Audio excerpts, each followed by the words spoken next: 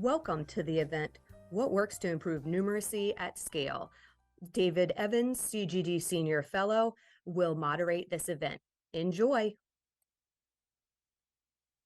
Thank you so much, everyone, for being here. It is such a pleasure to be at this webinar on what works to improve numeracy at scale. So the question is, how do we help make sure that every child around the world masters the mathematical skills that they need in order to thrive? This event is being streamed in English, French, Spanish, and Arabic. So if you want to be seeing this in a different language than the one you're seeing it in, the links are in your registration materials. So we've got a lot to do today. We're going to hear from the authors of the report. We're going to hear from implementers of programs that have successfully taught numeracy skills at scale. We're going to have opportunities for you as an audience to highlight which of these programs seem most promising, which seem to be the most challenging, and we're going to have opportunities for questions from the audience. So we've got a packed hour and 15 minutes. So if you have something at the hour, go ahead and cancel it because you're going to want to stick around. But to kick us off, we have Dr. Asya Kazmi from the Bill and Melinda Gates Foundation, who is going to provide us a little bit of context setting, a little bit of motivation for this study and why numeracy at scale is so important. Asya. Thank you, Dave. I'm going to talk about teaching and learning, and let's start off with why maths learning is important. I'm a maths teacher, so I'm biased, but maths has a crucial role to play in early grade education in the child's development. Activities that are in mathematical stimulate cognitive skills such as problem solving, critical thinking, and spatial reasoning. It contributes to overall brain development and supports both literacy and numeracy. It's a strong predictor of future academic success in various subjects, and it opens doors for educational opportunities because of its essential problem solving and development of cognitive skills. And importantly, later on, it is a gatekeeper subject. Maths is required for progression in many academic pathways and career pathways, not least in the STEM area of science and technology, engineering, mathematics. But we're failing our students. Too many of our students do not acquire minimum proficiency in mathematics by the end of primary, and that gap is substantial when we compare high-income countries versus low-income countries. We have a 9 out of 10 problem similar to the one in literacy. So if you're born in a high-income country, 9 out of 10 children will have mathematics proficiency by the end of primary. And if you're born in a low-income country, 9 out of 10 will not. If you're going to improve learning in mathematics, we have to improve the quality of teaching in mathematics and support teachers to do so. I'm a secondary school maths teacher. I have a doctorate in teaching and learning mathematics, but I do not know how to teach early grade mathematics. Let's pause for a second. And if I said to you, how would you explain to a child what 25 is? That's a skill. And so we need to respect the fact that it is skill, and we need to support teachers to acquire skills of teaching mathematics and have better models of training teachers. The Numeracy at Scale program shows us pathways forwards. The importance of students' engagement and enjoyment of mathematics. Maths is and should be fun. The importance of concrete manipulatives, children to have and hold to understand conceptually mathematics, and the importance of procedural fluency, the mastery of key skills, and the importance of mathematical mental arithmetic. We need to build on the maths that children come to school with and the skills that they already have, and value informal methods in the pathway to helping children understand the formal methods. And we need to support teachers, the importance of explicit instruction, the importance of them being able to practice and discuss new maths to teach, and crucially, providing them ongoing support in the classroom to practice these new skills and the role of technology in them. So in conclusion, maths is important. I say this not only as a maths teacher, the importance of rigor, having evidence in the program design and implementation, and really ensuring that when we are implementing programs that inform with the latest evidence, some of the Numeracy at Scale program and other work being done on this help us to understand that. And we as parents, educators, policymakers need to prioritize and support early maths teaching and learning. We in the foundation will be working more on this agenda over the next few months. Our children deserve better, and I'm really excited to learn from the Numeracy at Scale programs in how we can serve that need. Thank you. Thanks so much, Dr. Cosme. These are indeed essential skills. Now, we're going to turn it over for a few minutes to the lead authors on the report, Drs. Jonathan Stern, Dr. Wendy Ralangita, and Dr. Yasmin Sitapkan. Before they go in, you may have questions as they go along. You don't have to wait until the question and answer. You can put your questions in the comments on YouTube. You can tweet them at hashtag CGD Talks, or you can email them at cgdevents.org. And so as you have questions as we go along, please go ahead and share those, and we'll compile those and get to as many of them as we can towards the end of the event. But now I'll turn the mic over so we can learn the big lessons from Numeracy at Scale from Dr. Stern, Ralangita, and Sitapkan. Awesome. Thanks, Dave. Yeah, really exciting to be here today.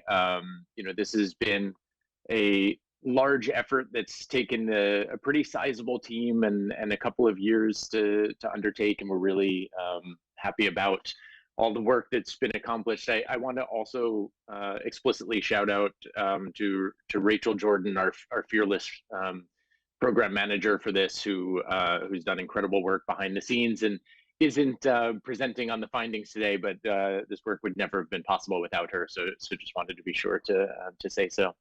I'm just going to speak for a moment about the program selection process. You'll hear a bit more from each of the programs themselves. You can also go to the Learning at Scale website where we have the program fact sheet where you can learn about the programs. But in terms of the selection and the 6 programs who were ultimately included in this study, we went through a process of talking to about 60 or so organizations, trying to really determine, are there even any numeracy programs out there that have evidence of impact at scale? In the first phase of this work, for those of you who are familiar, when we focused on literacy programs, it was honestly a bit easier to find programs that had evidence at scale on the literacy side. And that's mostly because there's been a larger focus from the donor community on literacy than numeracy in the past couple of decades. But we were excited to find that there were a number of programs that had either evidence at a smaller pilot stage with further reasons to believe that their scaling process was using the same model, or programs that had effectiveness at scale uniquely. If you could click on the selected program slide for a moment, you'll see the 6 programs that are included in this study. I don't know who's actually driving the presentation at the moment. But you'll see here that the 6 programs that were ultimately included represent a range of donors as well as a range of approaches. So unless it's just my side that can't see it, for those of you who are curious, there are 2 programs selected in India, one of which focuses really on the training of teachers and math kits for grade 4 to 5 students with education volunteers visiting schools. There we have it. That's the GKA program led by the Akshara Foundation. We have a multi-grade after-school club, predominantly for girls, with instruction delivered through Adaptive MindSpark app on tablets. That is the Nani Kali program. In Madagascar, it's a Taro-based after-school remediation approach. In Jordan, it's a literacy and numeracy-focused national scale initiative working in all public primary schools. in the early grades. And then the two kind of most unique ones in this case maybe are the South Africa RMATs and the El Salvador Esmate program, both of which began as foundation-led initiatives and have since been taken up entirely by the governments and are now official government implementation programs. So RMATs is a kindergarten-focused program in the Western Cape, covering all of the Western Cape province in South Africa, which included a curricular restructure as well. And Esmate in El Salvador, which began as a JICA supported initiative, is now ministry policy for all public schools across El Salvador, with a focus on high quality materials and continuous teacher reflection. So as I said, we'll hear more about these programs specifically, and you can read more on your own. I just wanted to talk very briefly about the fact that we were excited to find these 6. We had a wonderful time working with these 6 programs themselves. And despite the fact that we saw so much variation in the general design and approach of these programs as I just laid out, Yasmin will now talk a little bit more about some of the commonalities and how we began looking at understanding what made these programs work. Great. Thank you so much, Jonathan. If we could have the next slide. So I'm going to talk about some of the common elements we found across the programs. What we did here was we asked the different programs, as well as, you know, our own knowledge of the programs, to list what elements they had in their program. So we wanted to know across these areas of instructional practice, materials and teacher support, and system and structural support. We wanted to know, what do these programs focus on? So what you see here are some of these common elements. They, you know, not every single program had every element, but what we see here is some of the elements that a majority of the programs had. So for example, with instructional practice, we saw use of manipulatives across a majority of the programs. With materials and teacher support, we saw, you know, teacher guides, some sort of structured lesson plans for across majority of the programs.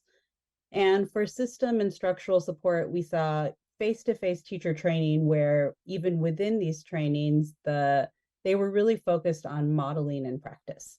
So again, this is what the programs have all reported are some of the common elements across the programs. Now we're going to delve into each of these 3 topics to show you the results from our data collection. So if we can go to the next slide. So I'm going to talk about the first area, which is instructional practice, and what some of the themes are. So one of the first themes we found was teachers using multiple representations and models. So what we saw was, for example, in Esmate, we saw that a teacher was teaching place value as a concept and used a place value chart, might have used a number line, used the place value blocks or bundles and sticks. So use different representations to support children in learning the idea of place value. We also saw in Tafit that teachers made very explicit linkages between the representation and the abstract symbols. So helping students make that leap from the concrete and the pictorial to the abstract. Our second theme was looking at all of the approaches we saw had a focus on both conceptual understanding and procedural fluency. And we know those are 2 essential parts of mathematics instruction. What we saw here, what was really interesting is that not all the programs approach this in the same way. So there wasn't necessarily one pathway to building conceptual and procedural understandings. And so, for example, in Jordan, we saw teachers ask higher order questions to the students. So that was a very frequent part of the instruction. In the GKA program and in Esmate, we saw teachers make connections to the students' real life. So that was another way to build conceptual understanding and procedural fluency. And we saw lots of hands-on activities in the grade R maths in South Africa. So we saw lots of different ways that this conceptual understanding was being built. Our third theme, various approaches are used to ensure active student engagement throughout lessons. What we saw here was that we didn't see very often a teacher standing in front of the room just talking for the entire lesson. The students were really actively involved in all parts of the lesson. So teachers would be modeling something, ask students questions. So they would have choral responses, individual responses, sometimes repetition, but the students were all very involved in the instruction. So there was a lot of student engagement. And the last one was assessment-informed instruction. So we saw that, especially as Jonathan had mentioned, for the Tafita program and the Nani Kali program. In India, we saw that using either the tablet or the TARL approach, the student needs were met during the instruction. So all the instruction was targeted to the level of the child. So I'm going to pass this on to my colleague Wendy to go over the next two practice areas. Yeah, thanks, Yasmin. So as Yasmin has done for the first practice area research question, I'm going to move on to our second one, which was the support given to teachers for their instruction. So if you can bring up a slide for instructional support. Again, these themes were found through analyzing qualitative and quantitative data. In this case, particularly interviews with teachers, head teachers, trainers, and coaches. And the main elements that stand out, or themes that stood out across programs, were first that the support teachers received through training, through ongoing support, really focused on both the content knowledge, math content knowledge, and pedagogical content knowledge, really helping to ensure that teachers understood the math, as well as how to help children learn the math content. The second theme was across the board, teachers strongly felt that the training they received through these programs received through these programs was one of the main differences with previous was that they focused on modeling and practice during the training. If you can go back to the instructional support slide, please, the next one. That there was a big difference in terms of they received much more modeling and practice during the trainings as they had in previous trainings they received, and saw these as the most useful. So having opportunities to see what the new practices are supposed to look like, to get a chance to try them during the training with the materials and discuss them, made them feel much more prepared to use them in the classroom afterwards. The third area was the materials, both in the sense that teachers noted the importance of having the materials, both the teachers and the students having good quality materials to support learning. And the teachers, in relation to the teachers' guides, noted that they were, again, comparing to previous teacher guides they had worked with, and across many of the programs, noted that they were easier to use, easier to navigate. They had more and better examples and activities that the teachers could follow in order to carry out the instruction in their classroom. And then in terms of ongoing support, it looked different across programs. The combination of supports were different, including coaching, various approaches to coaching, teacher meetings or communities of practice, and in some cases, a combination of virtual and in-person support. But across all the programs, across all these different modalities, there was an emphasis on the teacher being able to receive feedback, having a chance to problem solve together, and learning new content, and really shifting from what may have in the past been an inspector that came in to evaluate, to really be working collaboratively and supportively in the coaching process.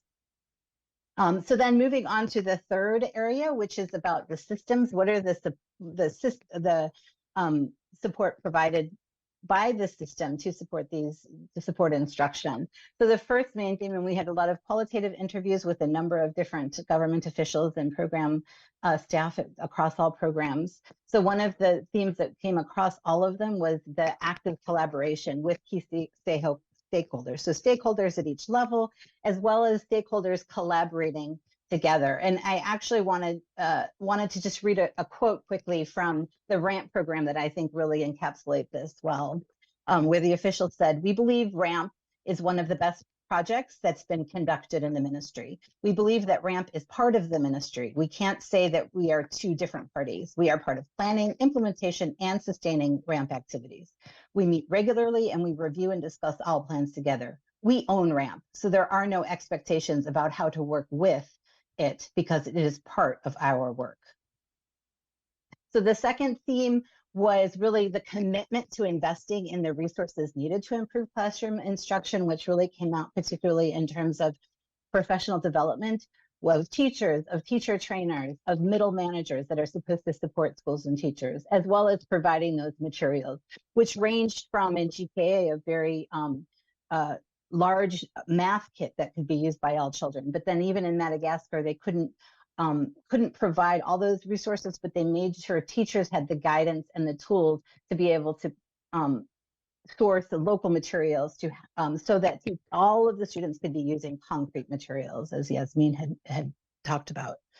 The third theme is the emphasis on continuous monitoring and using the data for improvement. And this came through in terms of student assessments, following the students. In the case of Taffeta, for example, identifying where the students are and providing remediation at their level, as well as observing classrooms and collecting data on classroom instruction to see where teachers needed support. They had dashboards like electronic dashboards under RAMP and GKA, really to see how teachers and students were going so that they can address challenges where needed. And finally, the focus on really systematically embedding from the time of design through implementation to really making decisions with an eye towards how the system is going to be able to pick this up on the future, not to do a program that then may be difficult to transfer, but really to be thinking about the system embedding from the beginning, as well as to link to existing policies while also contributing to policy advocacy as the ministry and the program learned from the experience in the program. I'll turn it over now. There's a quick run through those themes. I'll turn it over to Jonathan for a few last words. And I promise to keep this brief so that Dave doesn't yell at me. But if we could just click on the path forward, there were really 4 big picture things that that I think are essential for us to keep in mind as we think through this. This slide will be available in perpetuity, so I don't have to read everything on it, but sticking with the boxes down on the left, really focusing primarily on the learning aspect, right? So a lot of programs focus on teacher development, teacher professional development, but it's not just about the instruction and what teachers are doing. It's really about what is it that allows children to learn. And so thinking about how we develop materials and appropriate use of manipulatives so that children aren't using them as a crutch, even in higher order skills, but are using them to learn lower order skills to advance to the higher order and giving them sufficient time to practice. Making teachers' lives easier is so essential. I think one of the things that we see quite regularly is that every new program that comes in asks teachers to do something new and to do something additive, right? So anything we can do to make their lives easier such that they'll be able to take up the program with fidelity, they'll have buy-in, they'll understand what it means to implement it correctly in the classroom. I think that's going to be an essential component that we need to continue to focus on. As a data nerd, following the evidence is at the heart of the way that I think of things. And this is true for people at all levels. So teachers following the evidence in the classroom in terms of how do they use continuous assessment to inform how they direct their instruction to students with different needs, as well as at the school, district, higher education, ministry levels as well, even going into the pre-service work. What do we know about teachers in the system? And then broadly, yes, we've learned a lot from these programs, but it's only 6 programs in 5 different countries. We still need more evidence on what actually makes it work in different contexts for different students. And lastly, Asia pointed to the fact that urgency is real. We do have a learning crisis that we're facing, but it's important to be patient as we go through this as well. System change takes a considerable amount of time. Even these programs that did a wonderful job institutionalizing some components, it's often difficult for a government to take on the entirety of a successful program, and thinking of the needs for continuous capacity building at a system level is also going to be a large component of how we'll be successful moving forward. So I will stop there. Dave, we apologize for going over on this. Hopefully we can make up the time in the ensuing sections. Thank you so much. This is an amazing amount of information. For those of us who've worked in literacy before. It's fascinating to see both the things that carry over from literacy at scale, things like coaching and continuous assessment, assessment-driven instruction, detailed guides, but also things that are a little bit different, like the use of manipulatives, for example, and some of making the abstract concrete. And so this is really exciting. So we've heard from the primary authors of this overall report. So now we're going to dig into some of these individual programs. What we'll do is we'll hear from implementers of these programs.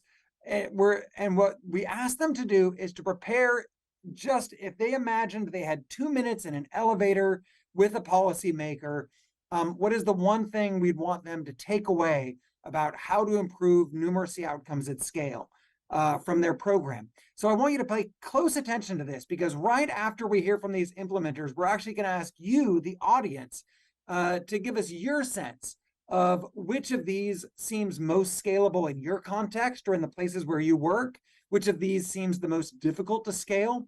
And so we're really excited to get your feedback on that. But now we will turn it over and hear from our implementers.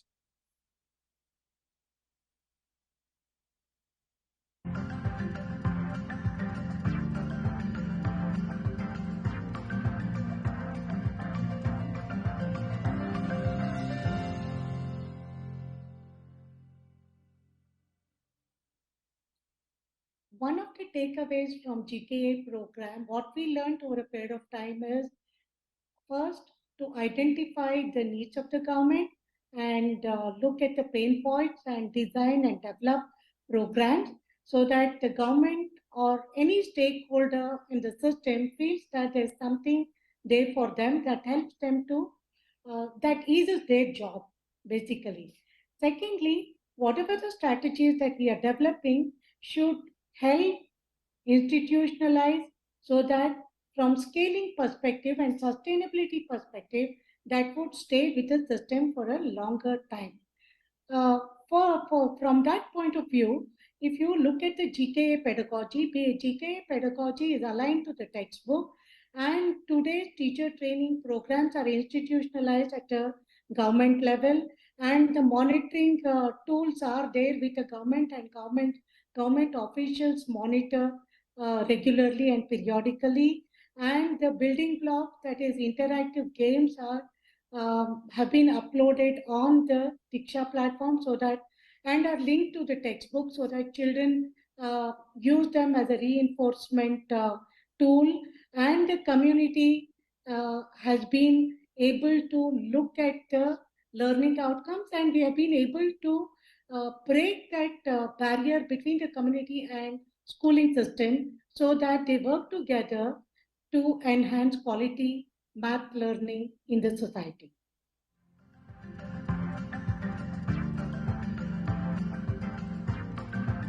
I think what made the RAMB project successful is that we were a reflective practitioners, and also we make sure that this reflective approach is being also adopted by Ministry of Education.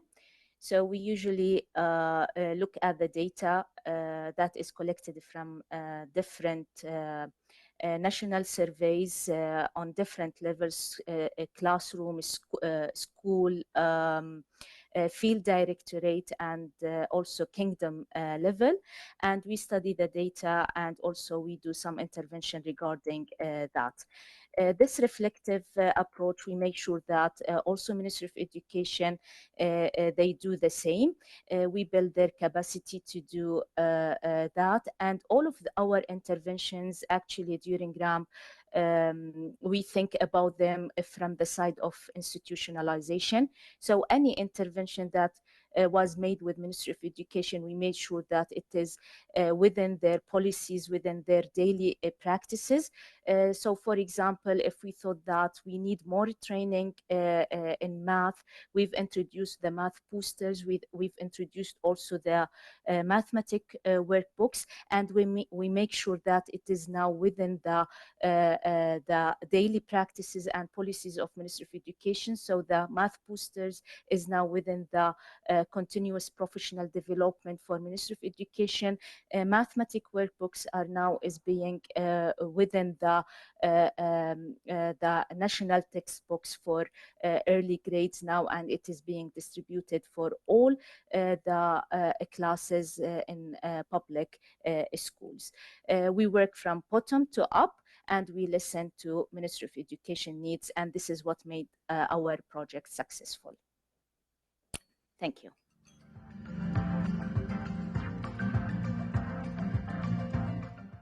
The key takeaway from El Salvador is that by providing engaging and well-aligned textbooks, workbooks, and teachers' guides with a student-centered approach, you can increase the students' engagement in active learning time, therefore improving their numeracy outcomes. More specifically, in SMAT's textbook and teachers' guides, we ensured that there were at least 20 minutes of structured independent student learning time in the classroom, and at least 20 minutes of structured active learning at home in our workbooks. One important component of the experience from El Salvador is how to achieve the adoption of a new engaging teaching approach by the teachers who are used to more traditional ways of teaching. For this, it is important to engage, combine, and empower teachers about the new strategy. To achieve the expansion at the scale, it is important to provide opportunities through a low-cost teachers professional development program. This TPD should be based on a reflective peer-learning approach. This allows teachers to reflect on their performance with their peers in similar conditions and share what they do to achieve better outcomes to adapt different teaching practices, focusing on increasing the learning time for students. So this last component will link with the whole strategy with the textbook and the support from teachers to achieve the student engagement in learning time, to finally improve numeracy outcomes at scale.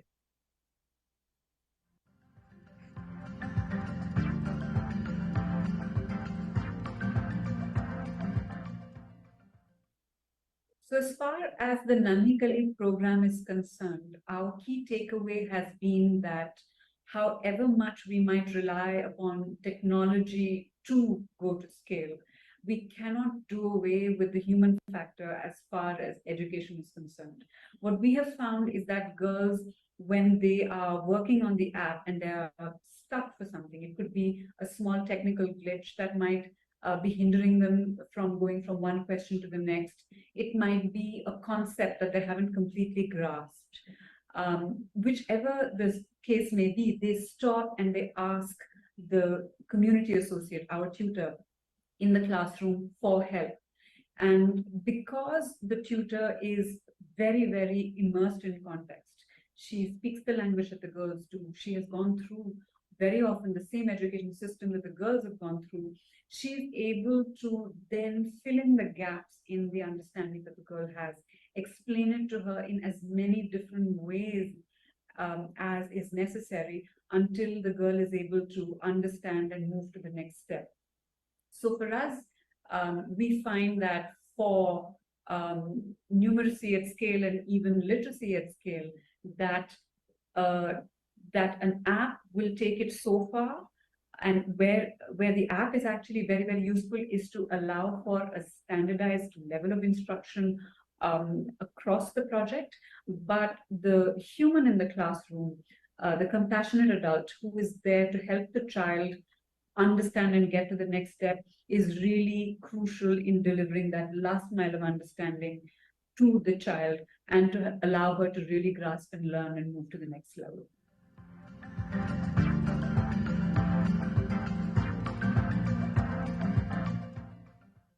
For us, the key takeaway of the Grade on Maths program was the concept guide as well as the activity guide that we provided to our teachers. These activity and concept guides contain the week-by-week activities for teachers to use in the classroom. The content guide unpacked vocabulary, content, as well as included pedagogies. And a comparison was also drawn between our curriculum and assessment policy statement and grade R maths program. As many of our grade R teachers does not have a BEd degree in education, they are depending on a step-by-step content guide to support them. Instructional support took place through the training of teachers. This training took place in small chunks over a period of time. Teachers were trained, then sent back to the classroom to implement, and then they came back again for more training. The training was done in small groups and always started with reflection on the implementation as received from the teachers. At the same time, subject advisors monitored and supported on an ongoing basis. And all of this resulted in what we think is a winning recipe.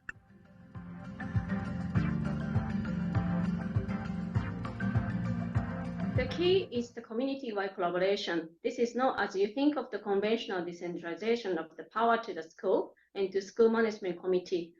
SMC is considered as a facilitator and as active agency for creating and developing collaboration between parents, teachers, and community members. Tafita's first step starts from the democratic election in order to elect the leaders that connect schools and community. This election encourages the community to trust the SMC and the school itself and to engage the implementation of the school activities. Then we give the training on school action plan, which include a step of how the SMC facilitate to form common understanding on the learning process on their own children, with showing the visual test result during the community general assembly. Then it goes beyond the simple provision of the information sharing. It includes determined towards specific activities such as remediation activities because their willingness to improve core learning arise. So the rate of implementation of learning activity is high because they decided together. During the implementation, effective pedagogical approach such as teaching at the right level is used by volunteer teachers and community facilitators. Then, of course, this project is always think about the scale up in mind from the start, cost effective, how to reduce the cost as minimum as possible, but still have an impact on improving the learning outcome. In addition, the Tafita aligns with the existing ministry structure, such as monitoring system and in-service training, transfer, how to scale, and building capacity of the government officials at all levels, so that the total cost of intervention of foundational learning is less than $1 per child.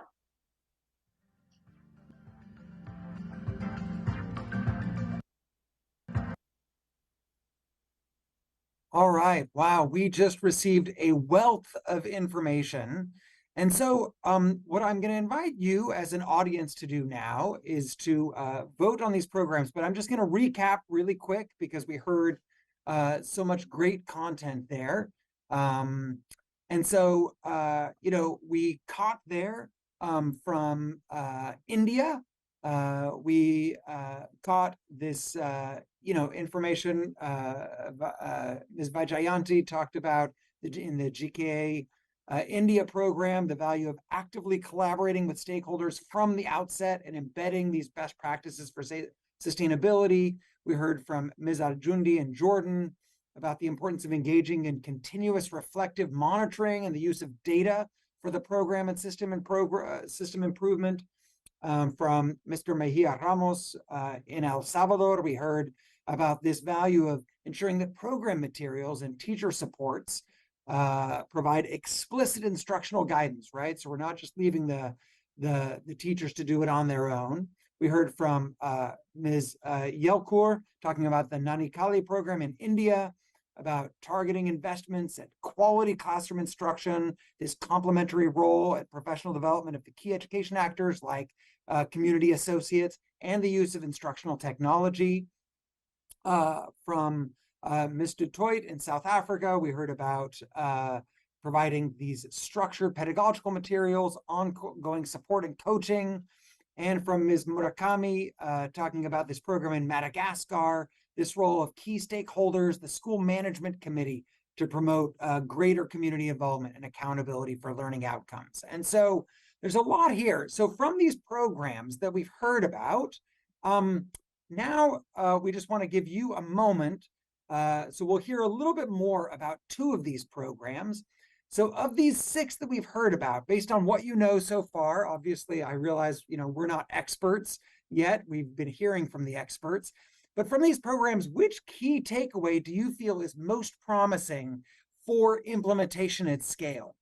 And we'll hear a little bit more about that process of scaling from the implementer for that program. So you can see there's a QR code there. And if you scan that, then you can vote. That's available in English, French, Spanish, and Arabic.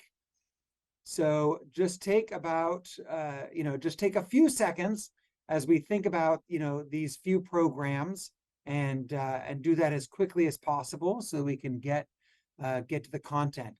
What's striking to me as you kind of think about that is just this wide array of experiences that we have from very different settings, right? And drawing on very different materials, like we've heard about, these structured materials in multiple settings. Some cases use, drawing on some,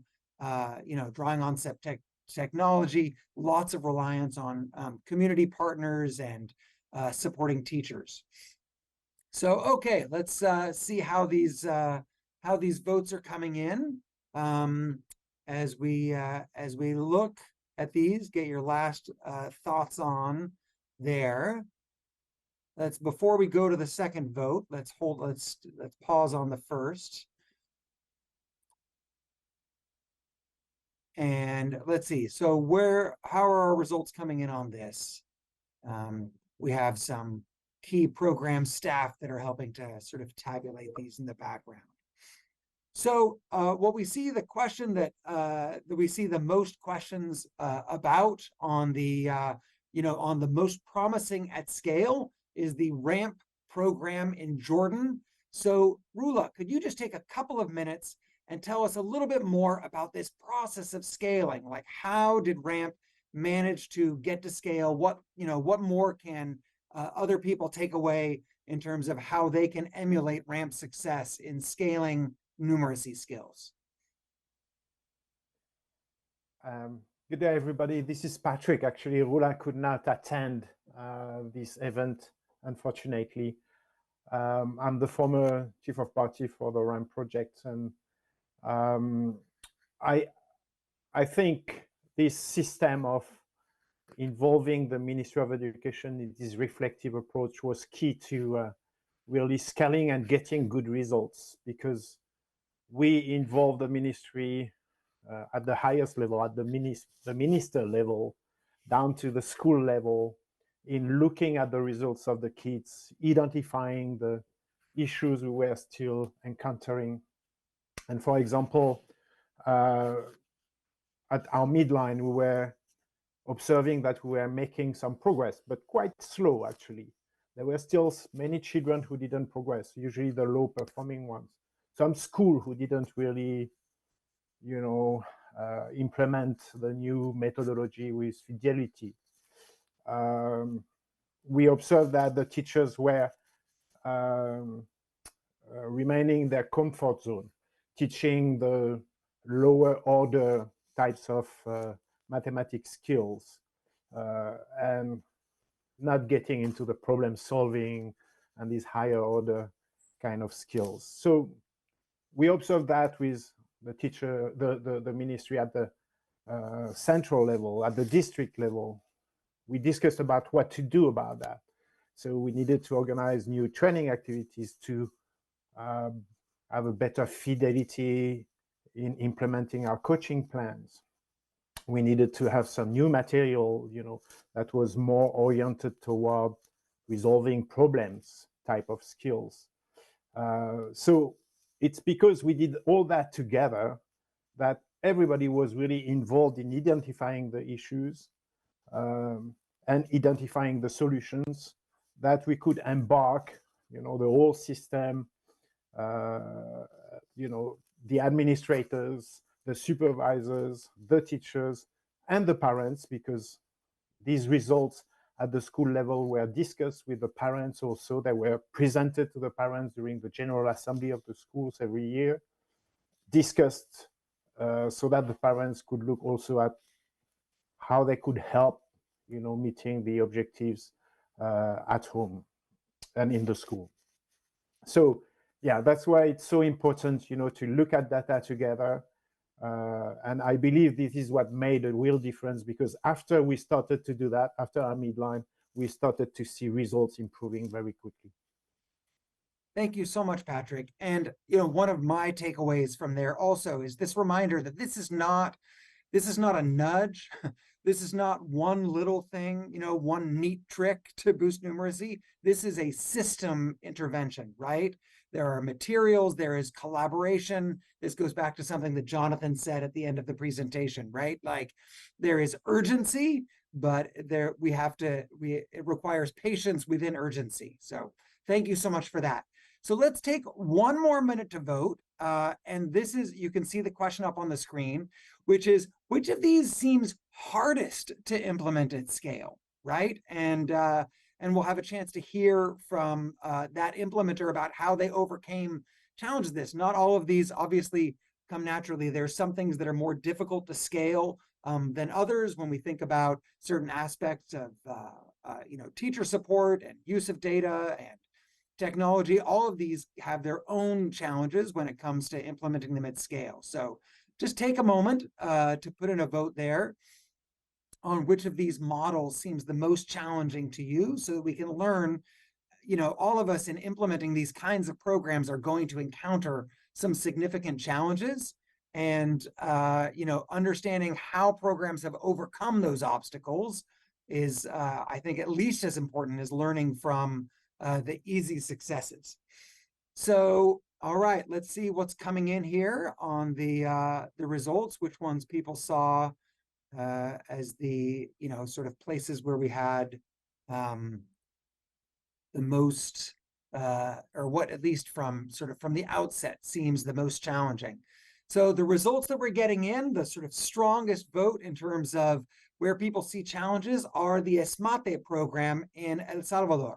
So Francisco, could you give us a word about some of the challenges you guys faced in scaling and how you overcame those challenges, just in a couple of minutes? Yeah, thank you so much. And well, actually, I think there are many factors that can be included as hard to implement. And one of them is, like, for example, just coming from the strategy includes involving the student in the process of learning.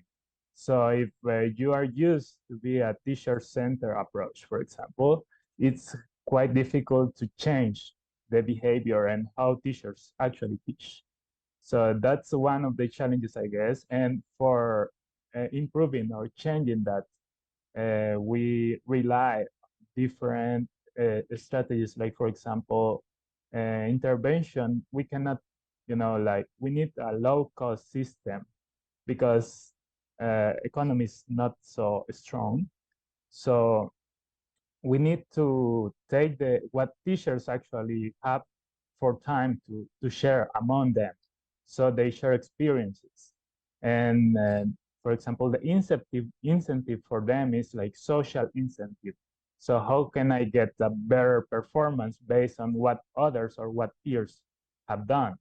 And also related to what it's difficult is also to assure a budget to deliver the textbooks each year. Particularly for ESMATE, we had since before like a social program for delivering like toolkits for students. It means notebooks, pencils, or uniforms, etc. So what we did is that budget is coming from the law. So to use what is already in the budget and just transform or change, because we just exchange one notebook that they already received for a textbook.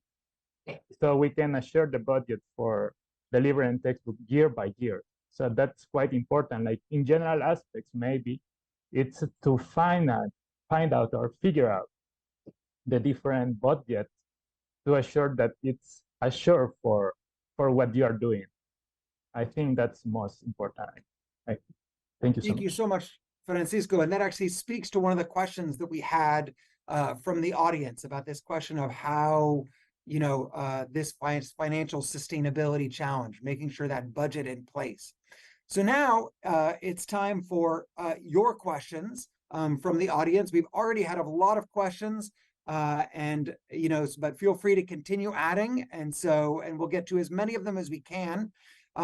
We'll start with one. So in these programs where, we have really significant government uptake, and so I'm gonna pose this question to Almaret, speaking about the South Africa program, which is so how was this program incorporated within government systems, and are there any lessons you can share about government uptake and government ownership? Yes, thank you so much. I think the most important thing is that we should believe in I'm not sure if it's just me, but you're very quiet on my side. If it's possible to get a little bit closer to your mic. Okay, is that better? That's better. Okay, thank you. I think the most important thing is that as a government, we made sure that whatever we developed together with our external partner was in line with our policies. I think that was a key takeaway. And then because as the government department, we decided to take on this program, we took the lead in the implementation, in training, in the rollout. Because of that, we ensured that it was from the start a government program, because we decided this is what we want in our schools, this is what the need of our teachers are, and this is how we want to roll this out. And because the initiative came from, and we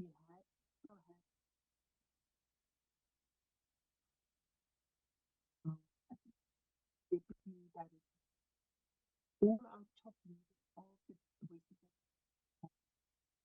We seem to have lost Almaret. Yeah, I'm afraid, Almaret, I'm afraid your audio has gone out again. Can't you hear me? I'm afraid not, but but thank you for that. We'll circle back if we have a chance. But I want to jump to our next question, which is for Yuko, speaking about the Tafita program in Madagascar. This is another program where people sort of mentioned some of the real challenges with implementing at scale. So, Yuko, can you talk to us a little bit about what some of the biggest challenges were for scaling in the Madagascar context, and how you overcame those insofar as you've been able to? Thank you, Dave. This is Yuko speaking. Can you hear me? Yes. So yeah, what I can share with you for the biggest challenge is that perhaps maybe gaining the support understanding for our model approach. So there were already donor implement activity related to capacity building of SMC, and also the model of the foundational learning program before our intervention. So some of them, some of them didn't really want to change what they are used to do, and didn't want to accept the new approach in the beginning. So what we come up with the solution is that, of course, as other people was already mentioned, that we try to align with the government policy and government structure. So we organized a modification workshop with them in order to contextualize our program. And then, of course, we share the concrete result of functionality of the SMCs and improvement of the test result every occasion and every year towards higher official as well as the technician at the ministry level. So by doing so, gradually we gain the interest and understanding from ministry. In addition, that the training is also targeted from central to district and the local level at all level, because they are the ones who work on the ground. So doing the monitoring and give advice to the schools and SMCs. And they are the ones who work on the ground. They have witnessed to the significant changes at the school. So they are also the ones testified to share the sort of the information and the result from bottom up. And that's how we come up with the, challenge, overcome the challenges. And of course that we have the different types of, different types of evaluation happened on the ground. And at the end of the phase, for instance, we organize external evaluation. So together with donor and the Ministry of Education. So through this process, we harmonized that model, and they recognize that the effectiveness and the promising result of our approach. So they decided to extend it to the second phase that we are now, and then cover up the half of the region in Madagascar right now. Thank you. Fabulous. Thank you so much. And this kind of sort of continuous, ongoing formation and sort of capacitation within the communities seems really essential. I want to come back to the RTI study team really quickly. And we've had a few questions just about how you measure success within these programs. So how do you decide, as you were sort of casting about and looking for successful programs, like, how substantive of a difference in math skills are kids who are participating in these programs? What does success look like as we think about these programs? Sure, thanks, Dave. I'll take this one to start. I mentioned at the beginning in this selection process that we had a slightly more difficult time finding programs with evidence of impact on the numeracy side than we did when we were looking at programs on the literacy side in the first phase of learning at scale. And I think that first and foremost, that to me is a call for more evidence, please. I would love to see more programs rigorously measuring their impact, and we can kind of grow this evidence base depending on what we find there. We set out initially to say that we wanted to have rigorous impact at scale explicitly. Only about half of the programs actually had that, but others had evidence of impact at a pilot phase or smaller phase than their current iteration.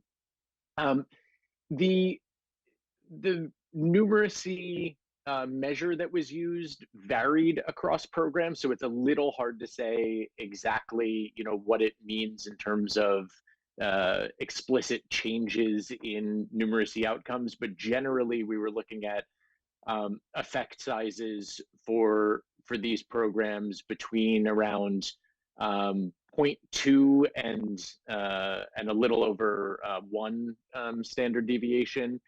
So pretty sizable effects in terms of the magnitude of what we generally see in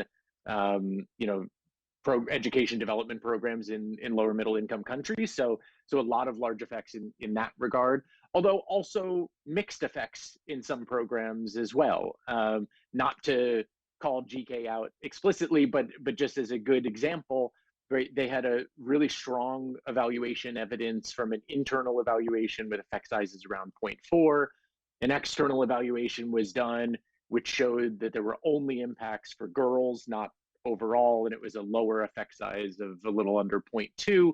But it was one of those where, taking those two into account together, a really valuable program for us to explore, because it had, yes, mixed evidence in some ways, but more evidence than most programs had overall anyway. So I'm not sure if that answers exactly, but the short of it would be pretty sizable effects overall, and impressive work done by each of these programs, but it definitely did vary, and we had a lower level of evidence than we typically are able to sort through when we're looking through literacy programs.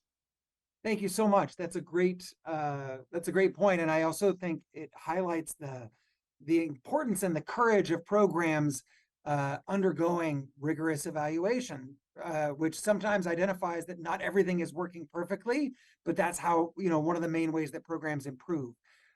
One one more question. I want to turn to Radhika on this one. So a lot of programs here used education technology in various ways. I know Nani Kali did in particular. Two questions on that. One is kind of, overcoming the biggest challenges specifically with technology at scale. And then a specific question about data privacy and how we manage that with the ed tech aspect of interventions. Right. So I'll take the second question first, because that is the more complicated one, especially in India with a new data protection policy that has come into effect, and we're having to relook at all the information that we gather and keep. Especially from the EdTech perspective, you do need to track a child's progress. So anonymizing data is only useful if you're trying to just report on numbers. But if you really want each child's progress to be tracked, it can't be anonymous. So yes, we do run into some issues there. But we do educate the parents at the beginning of the program, and every year we again educate them about what information we gather and why we gather it and how we use it. And of course, any partners that we work with, in this case, of course, educational initiatives who run MindSpark, is we make sure that we have strict NDAs so that no data can be shared outside the program. But yes, it is an issue, and it's an evolving issue. So we're on the wheel for that one. Thank you. Go ahead. Yeah. The last point. Yeah. So the last point on how we use technology at scale, we actually have a very unique implementation. Well, not unique, but very difficult. We have an offline implementation where we install MindSpark on Raspberry Pis, which then become offline servers in our classrooms. Just for some context, India does have some of the cheapest data and does have a very good spread of data, but you still have, in our project, 80% of our project is in rural areas, and therefore network connectivity is not so great. And therefore, we do need an offline implementation, which means that it's not direct connect to the cloud, and therefore the syncing happens once in a week, once in 2 weeks, and so on. So any bug fixes also take 2 weeks to get to the ground. So there are significant challenges to running EdTech in an offline mode. But we're hoping that, with mobile devices getting cheaper and data getting cheaper, and just that the entire world is solving for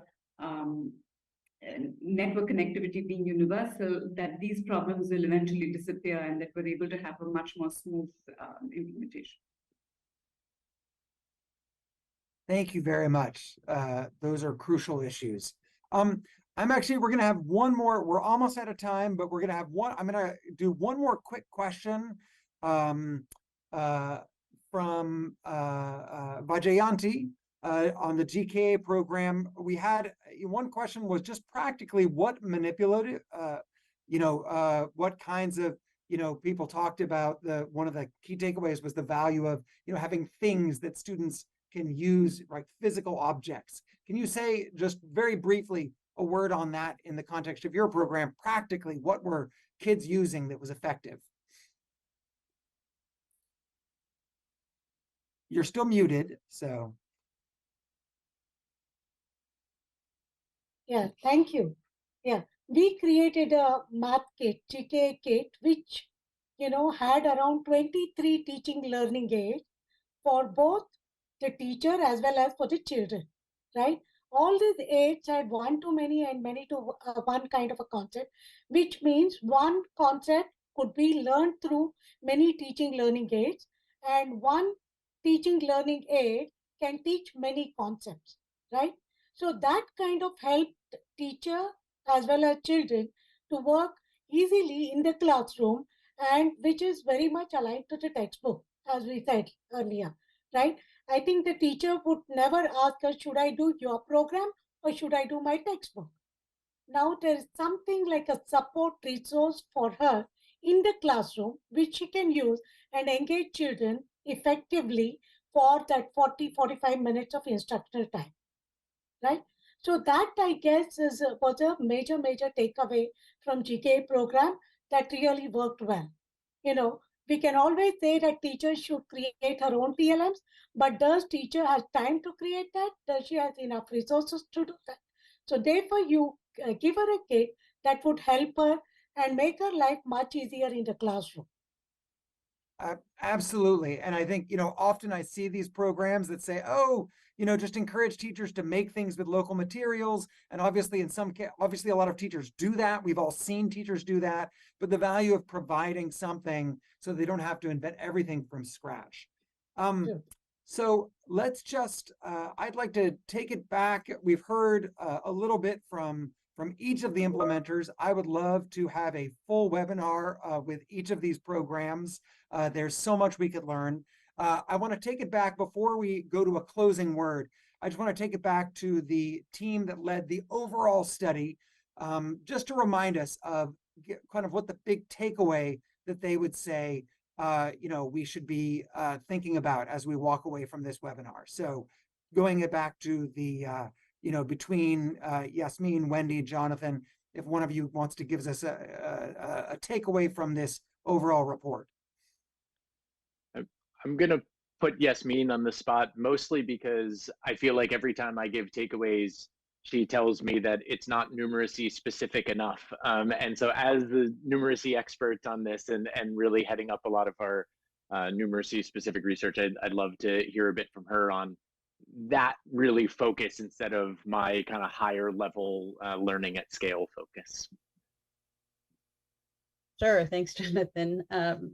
I think the big takeaway here was really looking at the instructional practice. I think that was a big area where we found, very unique instructional practices that were very specific to numeracy. So as Jonathan said, that's, because that's my focus, really looking at what was happening in the classroom. We had the opportunity here to do some really great qualitative research. So we could really get a sense of what are teachers doing in the classroom? How are they interacting with the students? How are they engaging the students? And so I think a really big takeaway here is that students were active learners. And I think that's something that, we saw across all of the programs, different ways to engage the students, but that students were really using manipulatives, solving problems, talking, discussing mathematics. And I think that's something that is a really big takeaway and something that we really want to try to emphasize in numeracy programs going forward is how do we support these teachers to have these classrooms where kids are doing math and are talking about math. Fabulous. So, takeaway. No, thank you so much. I think this is absolutely essential. And so there's a lot more we can learn again from these programs. That you can read the report that this is all based on. That's linked in the YouTube there on the site, and so make sure you follow up. But as our last word, we're going to go to Dr. Ben Piper from the Bill and Melinda Gates Foundation to kind of give us some big picture to walk away with. Thanks, Dave. We didn't have enough time for Q&A, so I'll just structure my comments as questions. So my first question is, has the time for numeracy arrived? Is it here now? Do we know enough, either as implementers or funders or researchers, to start doing more at medium and large scale that both focus on the classroom, like Yasmin said, but also has measures of cost and impact? As Tafita did, we heard from Jeka, can we make sure that we have evidence on both of those things, costs and impacts?